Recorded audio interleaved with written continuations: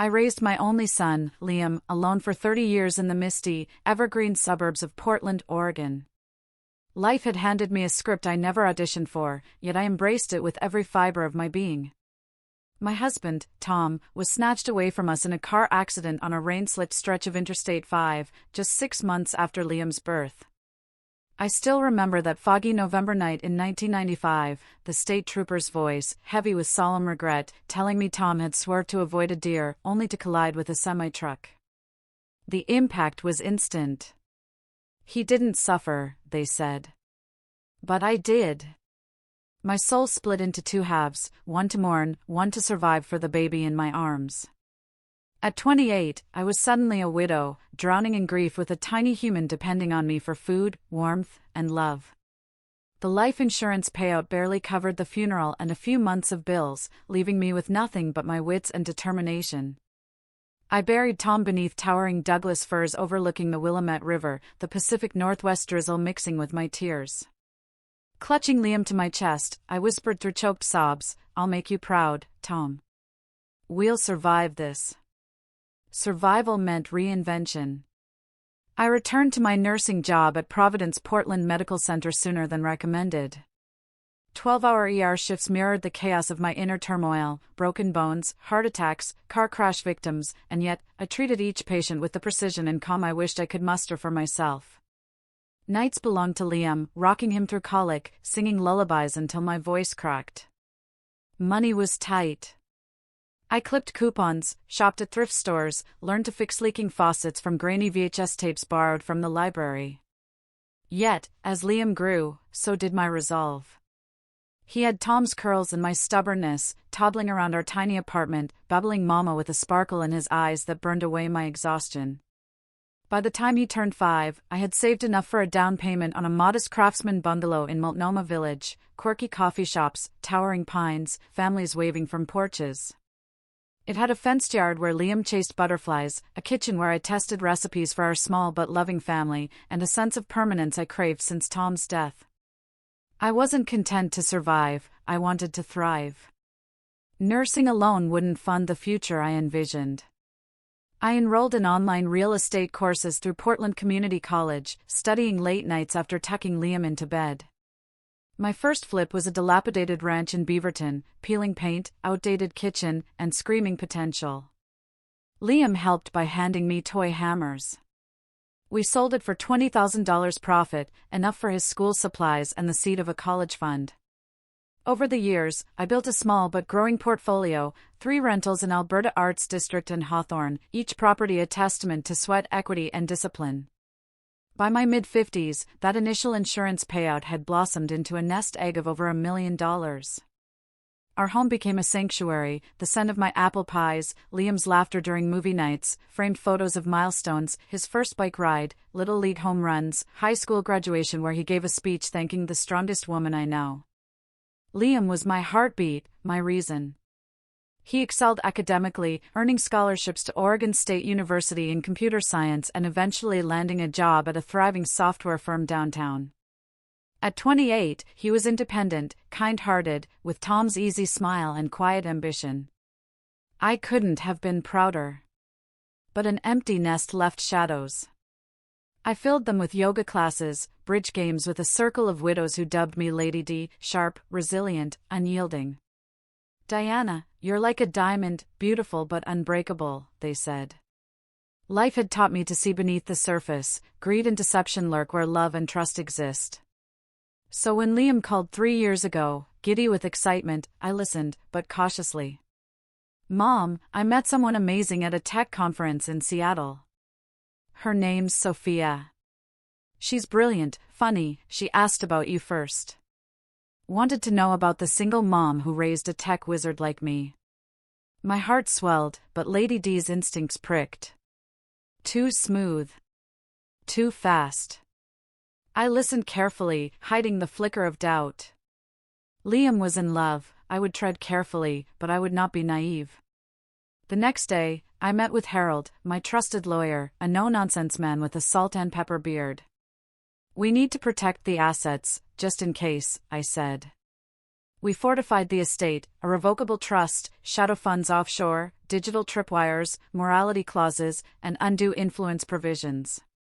Anyone attempting to manipulate Liam or access my assets would trigger immediate audits or redirect funds to charities. Liam didn't need to know yet. The fortress would protect him without dimming his joy. Months later, Sophia arrived, auburn hair, radiant smile, laughter that could charm anyone. She carried lilies, my favorite, as if she had memorized every detail of my life. Over brunch, she peppered me with questions, showing empathy, curiosity, and warmth. Liam beamed. "Mom, she's perfect," he said. Yet Lady D noted the smallest details, a lingering touch on my arm, a tone just a touch too eager, an eye that flicked to my belongings more than necessary. I dismissed it, for now. Sophia wove herself into our life with precision. Texts of care, unsolicited advice, helpful gestures at home. When I fell ill during a rainy winter, she brought soup, a hot water bottle, even DVDs of my favorite rom-coms. Rest, Diana. "I'll handle dinner for Liam," she said, tucking me in. My heart melted, but Lady D took note, every act catalogued. Then came the subtle remarks, the hints of control disguised as love. "Over coffee, managing the rentals at your age must be exhausting. At a backyard barbecue, this home is charming, but maybe you should downsize. Imagine traveling instead." Liam chuckled, oblivious. But I noted every word, every inflection, every veiled attempt at redirection. It was during this period I called Mike, a private investigator and former cop, to dig into Sophia's past. Weeks later, he delivered a dossier that chilled me: 2 broken engagements to wealthy men ending in financial disputes, maxed out credit cards, and digital traces of research on me and my estate. "She's a pro," Mike said grimly. "Builds trust, isolates the elder, then pounces." That night, I sat alone in the kitchen, the rain drumming against the window, and realized the depth of her deception. Liam, my son, so trusting, so like his father in optimism, had been blind to her manipulation. My fury burned, but Lady D was calm. We would not react impulsively. The fortress was in place. Evidence was accumulating. I would not only protect my legacy, I would teach a lesson Liam would never forget. The first phase of revenge would be patience. Sophia's moves would be documented, her overreach baited, her mask peeled slowly. Liam, my son, would eventually understand the cost of naivety, the danger of emotional deception, and earn the right to my forgiveness. But first, we would watch, measure, and wait. Because Lady D never acted without the full story and the full advantage. If grief teaches you anything, it is this: people reveal themselves not when they arrive, but when they believe they have secured their position. The wedding was everything Liam wanted it to be: warm, scenic, filled with laughter and promises. A vineyard in the Willamette Valley, sunlight filtering through grapevines heavy with fruit, white chairs arranged in neat rows like a storybook ending. I walked my son down the aisle with a practiced smile and a heart split clean down the middle. Pride on one side. Foreboding on the other. Sophia stood waiting in white lace, radiant, composed, perfectly still. She looked less like a bride and more like a victor receiving a prize she had already calculated the value of. When Liam squeezed my hand before the ceremony, his voice trembled. "I wouldn't be here without you, Mom." I kissed his cheek. "Just remember who you are," I whispered. He smiled. He didn't understand yet. During the reception, Sophia moved through the crowd like a seasoned diplomat, laughing at the right moments, remembering names, touching arms just long enough to suggest intimacy. When she finally turned to me for her toast, the room quieted. "To Diana," she said, lifting her glass. "A woman of resilience. A mother of extraordinary strength. Thank you for raising the man I love." Applause followed. I nodded graciously, but my instincts hummed. Praise, when used too early, is leverage. My gift to them, a fully paid honeymoon to Maui, sealed my role as the generous matriarch. Sophia hugged me tightly, whispering, "We'll always take care of you." People often say that phrase when they intend to decide what care means later. While they basked in Hawaiian sunsets and filtered beach photos, I prepared. I upgraded security on my financial accounts, added voice authentication layers, and quietly moved personal documents into a fireproof safe hidden beneath the floorboards of my bedroom closet. I also installed discreet cameras, not for paranoia, but for record. Trust is not the absence of caution. It is the decision to verify quietly.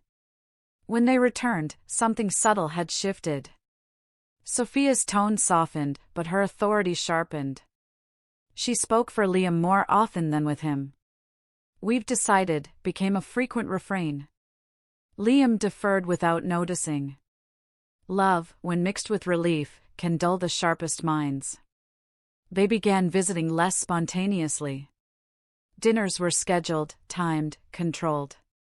Sophia would arrive with color-coded calendars and health articles printed neatly from reputable websites. "Diana, we worry," she'd say gently. "You've been doing everything alone for so long. You don't have to anymore." That sentence was the first blade. Wrapped in kindness. Designed to cut without blood. She suggested a shared family group chat to stay connected. I noticed my messages went unanswered longer. When I called Liam directly, he sounded distracted. Busy. Sophia's voice often chimed in from the background, correcting details, reframing my concerns. "Mom, Soph just wants to help." Of course she did. The isolation wasn't immediate. It was gradual. Invitations replaced drop-ins. Advice replaced questions. Concern replaced respect. One afternoon, as rain tapped gently against the windows, Sophia offered to help organize my paperwork. "You've done so much," she said, kneeling by my filing cabinet. "Let me lighten the load." I watched her carefully as she flipped through folders, her eyes moving too quickly, too precisely. She lingered on property deeds. Investment statements. "Impressive," she murmured. "You've built something incredible." That wasn't admiration. That was assessment. I began my countermoves quietly. I allowed small complaints to slip. Feigned fatigue. Let her believe the narrative she wanted was forming. "Oh, sometimes the rentals feel overwhelming," I sighed once. Her eyes lit up like a match struck in the dark. "See? That's exactly what we were talking about," she said. "Liam and I could take over some responsibilities." I declined gently. Too gently. Predators don't pounce until they believe the prey is slowing. Thanksgiving marked the turning point. The house smelled of rosemary and butter, the dining table set with linen and polished silverware, traditions I had kept alive since Tom's death. Sophia arrived with a store-bought pie, placing it beside mine without comment. A small thing. But symbolic. Halfway through dinner, she set her fork down and sighed. "Diana," she began, voice syrupy. "Have you ever thought about what the next chapter looks like for you?" Liam shifted uncomfortably. "I'm in it," I replied evenly. She smiled. "Of course. But chapters change. And we've noticed how much this house takes from you." There it was. The word burden hovered unspoken, but present. She continued, "We found a beautiful retirement community in Hillsborough. Garden paths, daily meals, medical support. You wouldn't have to worry anymore." Liam nodded. "It's really nice, Mom." I studied his face. He didn't meet my eyes. That night, after they left, I sat alone in the quiet house, staring at the wall where Liam's height markings still climbed in pencil lines. Grief returned, not sharp, but heavy. The kind that presses down on the chest until breathing feels optional. This was the moment they believed they'd won. Sophia's manipulation intensified. Emails about estate efficiency. Casual mentions of power of attorney. Suggestions framed as inevitabilities. You trust us, don't you? She asked once. Trust is not proven by surrender. Behind the scenes, the evidence piled up. Mike uncovered more emails Sophia had sent to a disbarred attorney about expedited asset transitions. Draft documents with my forged signature. She wasn't improvising. She was executing a script she'd used before. And Liam? My son, my heart, he saw the signs. He admitted it later. But at the time, he chose comfort over confrontation. Love over truth. Like Samson, surrendering strength for the illusion of peace. I let the trap close. I invited them for coffee. Estate planning, I said. Sophia arrived dressed for victory. What she didn't know is that every word she'd spoken, every step she'd taken, had already sealed her fate. Revenge doesn't require rage. It requires patience. And I had waited my entire life for this kind of clarity. Power doesn't announce itself when it arrives. It waits until the moment someone reaches for what they were never meant to touch. Sophia thought that moment had come. She arrived that morning dressed with surgical precision, neutral tones, soft makeup, hair pulled back just enough to suggest seriousness without austerity. The costume of concern. Liam followed behind her, quieter than usual, shoulders slightly hunched. He looked like a man who hadn't slept, but still believed exhaustion was the price of love. I poured the coffee myself. No shaking hands. No hesitation. I wanted her to see clarity in my movements. This won't take long, I said pleasantly. Sophia smiled. We just want what's best for you. Of course you do. Harold arrived exactly on time. He didn't greet Sophia warmly. He never did. Professionals recognize predators long before victims do. We sat at the dining table, Tom's table. The one he'd sanded and refinished with his own hands while I stood beside him pregnant and hopeful, believing life was kind. Harold laid out the documents. Sophia leaned forward, anticipation barely contained. Before we begin, Harold said calmly, there are a few matters of clarification. He pressed a button on his tablet. Sophia's voice filled the room. Clear. Undeniable. You're becoming a burden, Diana. Her face drained of color. Liam looked up sharply. What is this? Harold didn't pause. Another clip played, her suggesting relocation, asset liquidation, power of attorney. Sophia stood abruptly. This is illegal. You recorded me without consent. Oregon is a one-party consent state, Harold replied. She consented. Sophia turned to Liam, panic flaring. They're manipulating you. I met my son's eyes for the first time that morning. Listen, I said quietly. Then came the dossier. Mike's work spread across the table like a confession she hadn't prepared for, credit histories, prior engagements, email exchanges, IP logs showing searches for my net worth weeks before she ever met Liam. You knew, Liam whispered. You knew who my mother was before you knew me. Sophia's composure cracked. I was curious. Anyone would be. No, I said. Anyone calculating would. Harold slid the final folder forward. Forged documents. Draft power of attorney forms. Emails coordinating transition timing. Her breathing quickened. She reached for the papers. I stood. Do not touch anything. She froze.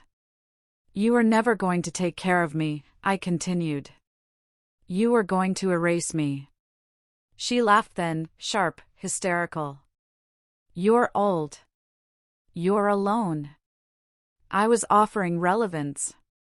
That was the moment Liam broke. He stood, hands shaking. You called my mother a burden. Sophia turned on him. I made you better. No, he said. You made me weak. The police arrived shortly after. Harold had already called them fraud, forgery, elder exploitation, attempted coercion. As they cuffed her, Sophia screamed, not in fear, but rage. "You think you've won?" she spat at me.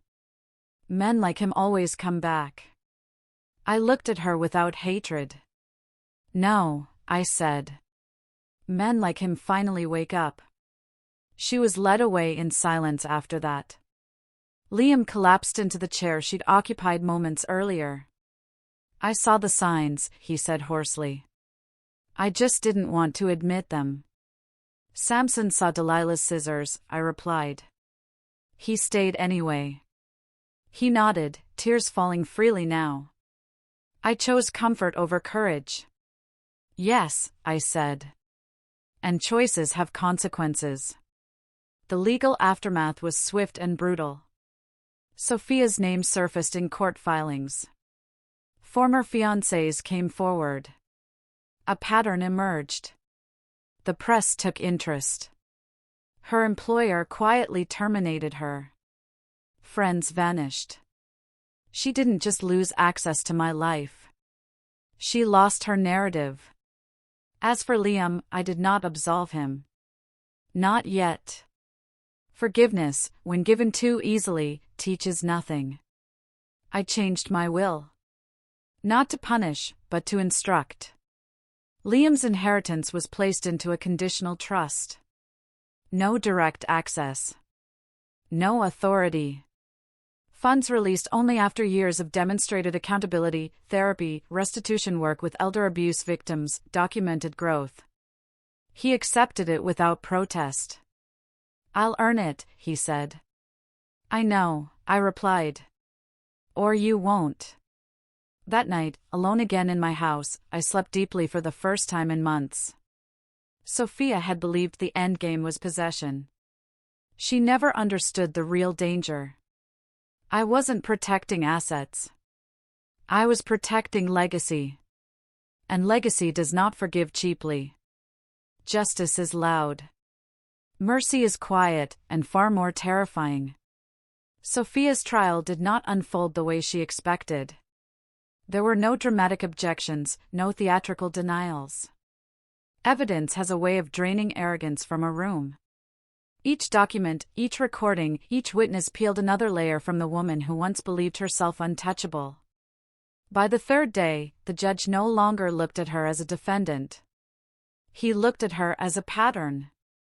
Former partners testified. Not bitterly. Not emotionally. That was what made it devastating. Come men describing the same slow erosion, financial help, emotional isolation, subtle rewrites of reality. Each of them thought he was the exception. Each of them was wrong. Sophia did not look at me once during the proceedings. Not out of shame. Out of strategy.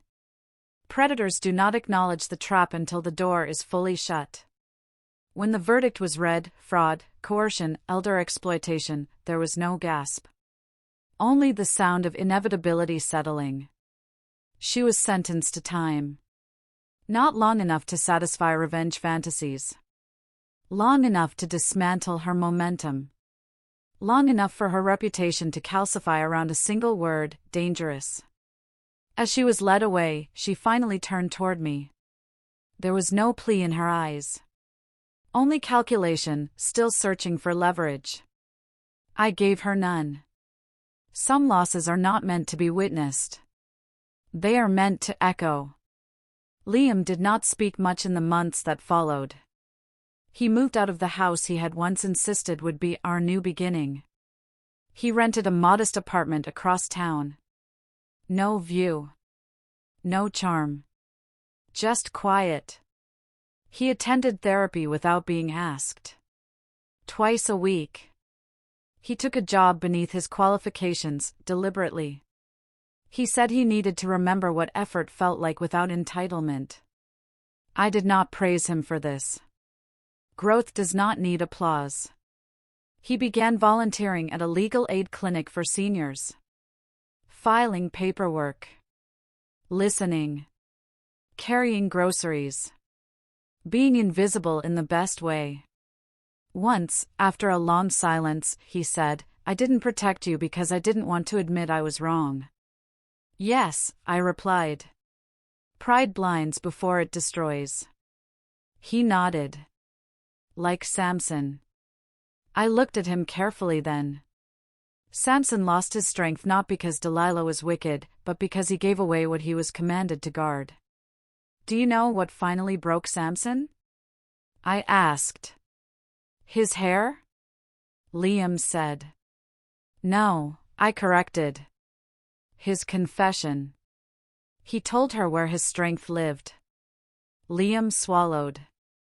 "I told her everything," he whispered. "Yes," I said. "You did." That was the first night he cried without asking to be forgiven. Forgiveness is not a feeling. It is a verdict delivered after evidence. A year passed. Then another. Liam did not ask about the trust.